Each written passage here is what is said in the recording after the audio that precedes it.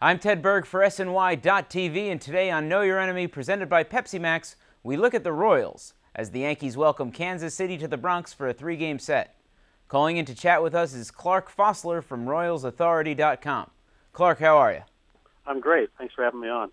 Clark, let's start with the positives for the Royals offense. Mike Moustakas, the young third baseman, off to a very encouraging start. He really is. He's been everything he was advertised to be and even more. He's hitting with power. He's among the top 10 in doubles. And the surprising thing about him is he's played exceptional defense at third base, and that was his supposed weakness.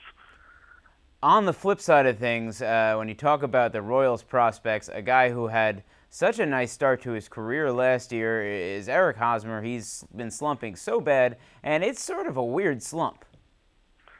It's really weird in that, a young player that had early success and then begins to struggle, you'd expect him to be chasing a lot of balls out of the zone. You'd be expecting a lot of strikeouts, a lot of impatience at the plate. Hosmer's striking out less than he did last year. He's walking more. He's swinging at fewer pitches outside of the strike zone. He's just been bedeviled by horrible luck. His batting average of balls in play is 165, even though his line drive percentage is league average. So, I can't explain it other than he's on the wrong side of the baseball gods right now, and then at some point his luck just has to change.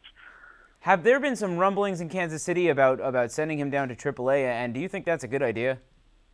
There's been a lot of talk about it amongst the fan base. I don't think the organization is considering it very seriously, and I don't know what going to AAA would do for him. He's going to go down there and pummel AAA hitting. He hit .431 last year in AAA. He's not going to learn anything other than he can still hit AAA fastballs. So I think you have to keep him in the majors, keep throwing him out there, and until he gets so frustrated by what's happening, then maybe you look at sending him down. But right now the indications are he's not frustrated. He's just having bad luck.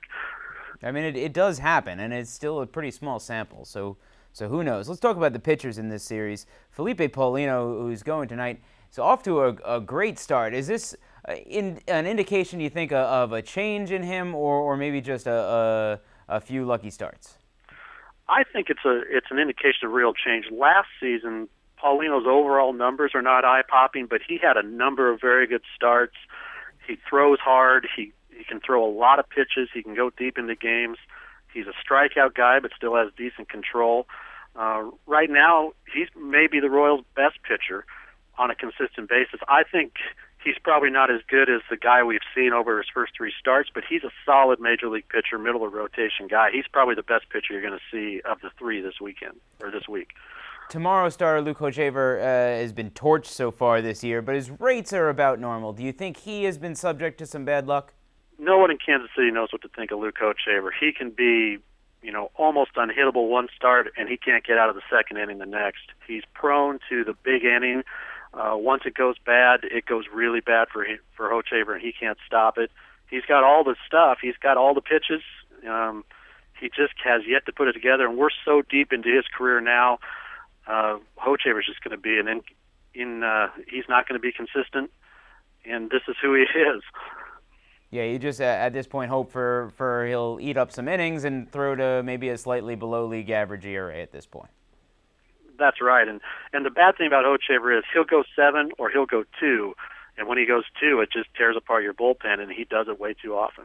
Let's talk about Wednesday starter Luis Mendoza, a guy who's been walking more than he strikes out this season, which is typically not a recipe for success in the major leagues. No, Mendoza's a guy that's in the rotation because Danny Duffy's hurt and because Jonathan Sanchez is hurt.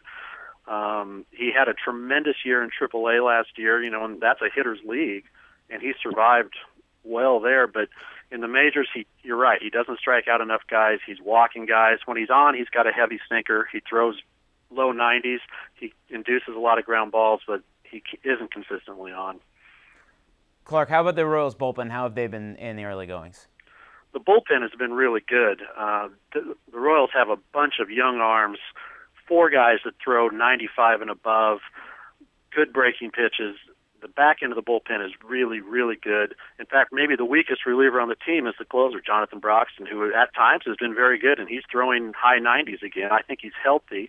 He's had a couple of really bad blown saves that have kind of made his season less than what it should be. But if the Royals can get to the bullpen, and their whole plan is to stay even through the starters, get to the bullpen and win then. And so far the bullpen has done what they've asked of it. Clark, thanks so much. You bet. Remember, for all the latest Yankee coverage, be sure to check in at itsaboutthemoney.net and chat with other Yankee fans throughout the series at nyyfans.com.